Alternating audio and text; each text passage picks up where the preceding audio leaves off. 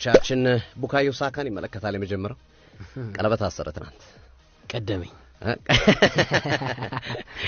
እሺ ከ2000 ጀምሮ ላለፉት 5 ዓመታት በፍቅረኝነት አብረው ቆይተዋል ያውቃታል ብዙዎች ቶላን ቤንሰን ትባላለች በጨዋታዎች ላይ አስጠፋም ከ2020 አውሮፓ ዋንጫ ጀምሮ 2024 ላይ የ2022 ዓለም ዋንጫ ላይ እንደዚሁም በአርሰናል ቡድን የሱን 87 ቁጥር ማሊያ ለመጀመሪያ ጊዜ በአርሰናል የለበሰው 2018-19 ሶማሊያ አድርጋ በተለይ ጃኬቷ ላይ በልዩ ነገር አሰርታ እናቃታለንና በለንደን በሚገኝ በጣም ትልቅ ሆቴል ትናንት በደመቀ ሁኔታ ቀለበት አስሮለታል ተንበርክኮ ታገብኛለሽ ብሎ ተቀባይነት አግኝቷል ቀለበት በጣም ውድ ቀለበት ነው ያሰረላት ነው የተባለው ቶላን ቤንሰንን በነገራችን ላይ የሚዲያ ባለሙያ ናት የኛ ባልደረባ ናት ፐብሊክ ሪሌሽን ኤንድ ሚዲያ ነው የተማረችው የሳካን ማህበራዊ ሚዲያ በሙሉ የምትቆጣጠረው እሷ ናት ኢንስታግራም ላይ 7.6 ሚሊዮን ተከታይ ያለው እሷ ናት ያንናሉ ፖስቱን ያንናሉ ነገሮች እንትን የምታረገው እሷ ናት ሙሉ የምትከታተልለት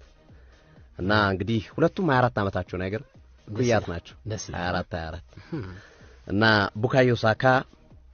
ለፍቅረኛው ቀለበት አስሯል እንግዲህ ቀለበት ሲያስር ደግሞ ይበልጥ ይጎላል ወይስ እንዴት ነው የሚለውን አብረን የምንመለከተው ነው የሚሆነው